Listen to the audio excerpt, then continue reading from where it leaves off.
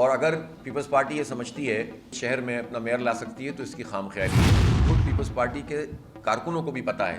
کہ Peoples party کا مجموعی کنڈکٹ کراچی کے حق میں نہیں ہے، کراچی کے خلاف سپورٹر بھی دیکھ رہے ہیں، اور جماعت اسلامی میں ہی یہ صلاحیت ہے کہ وہ سب کو ساتھ لے کر چل سکتی ہے۔ صاف شفاف الیکشن کے انعقاد کے لیے رینجرز اور فوج کی تعیناتی ضروری ہے۔ ان خیالات کا اظہار امیر جماعت اسلامی کراچی حافظ نعیم الرحمان نے الیکشن کمیشن کے 23 اکتوبر کو بلدیاتی انتخابات کے انعقاد کے فیصلے پر آئندہ کے لائحہ عمل کے حوالے سے منعقدہ اہم اجلاس کے بعد پریس کانفرنس سے خطاب کرتے ہوئے کیا۔ ان کا کہنا تھا کہ حلقہ بندیوں میں کارستانیاں کی گئی ہیں، ووٹر لسٹوں میں بھی گڑبڑ کے ساتھ صوبائی حکومت پورے عمل پر اثر انداز ہو کر سمجھتی ہے کہ اپنا میئر لا سکتی ہے تو یہ اس کی خام خیالی ہے۔ کوشش انہوں نے پوری کی ہے،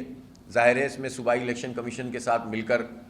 یہ کاریگری کی گئی ہے، اور اس کی ہم نے نشاندہی بھی کی۔ اس کے لیے ہم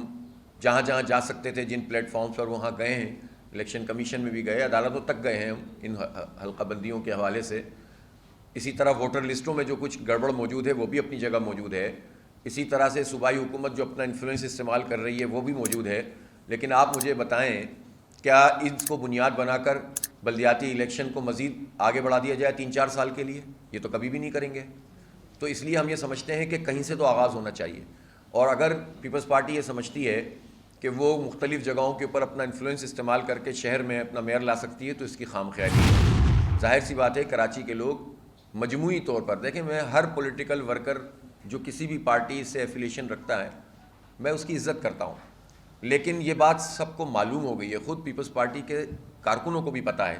کہ پیپلز پارٹی کا مجموعی کنڈکٹ کراچی کے حق میں نہیں ہے، کراچی کے خلاف ہے، بلکہ بڑی حد تک کراچی دشمنی پر مبنی ہے۔ اس لیے ان کے اندر بھی یہ ارج موجود ہے کہ کوئی قوت سامنے آئے، ایماندار، دیانتدار، باکردار، صلاحیت رکھنے والی۔ تو اللہ کا شکر ہے کہ جماعت اسلامی کی طرف اب پیپلز پارٹی کے سپورٹرز بھی دیکھ رہے ہیں، پی ٹی آئی کے سپورٹرز بھی دیکھ رہے ہیں، ایم کیو ایم کے ووٹر سپورٹر بھی دیکھ رہے ہیں، اور جماعت اسلامی میں ہی یہ صلاحیت ہے کہ وہ سب کو ساتھ لے کر چل سکتی ہے۔ پیپلز پارٹی کا میئر اسی صورت میں آ سکتا ہے کہ آپ زبردستی کسی کو ایڈمنسٹریٹر مقرر کر دیں،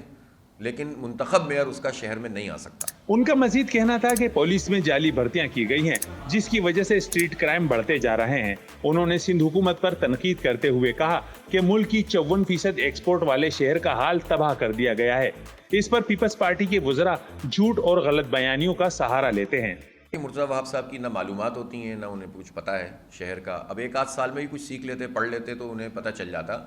کہ جس پالیسی کی وہ بات کر رہے ہیں وہ پیپلز پارٹی کی بنائی ہوئی پالیسی نہیں بلکہ عمل تھا، یعنی بائی لاز بنائے بغیر یہ کمرشلائزیشن آلریڈی پیپلز پارٹی کی مختلف 1989 میں انہوں نے اس کام کو کیا تھا، جام صادق علی کے دور میں پہلے ہوا، پھر 89 میں پیپلز پارٹی کی حکومت تھی، وزیر اعلیٰ تھے،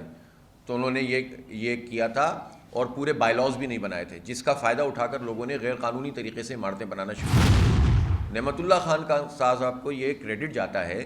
کہ انہوں نے کمرشلائزیشن کی، جو کہ ضرورت ہوتی ہے ہر شہر کی، لیکن اس کے قوانین بنائے، اور ان قوانین پر اپنی جو بھی میئرشپ کی مدت تھی اس پر عمل درآمد کروایا،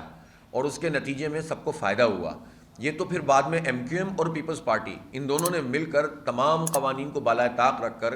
اس میں نہ صرف یہ کہ ناجائز طریقے سے تعمیرات کیں، قبضہ سسٹم شروع کیا، پارکوں کے اوپر تعمیرات ہونا شروع ہو گئیں،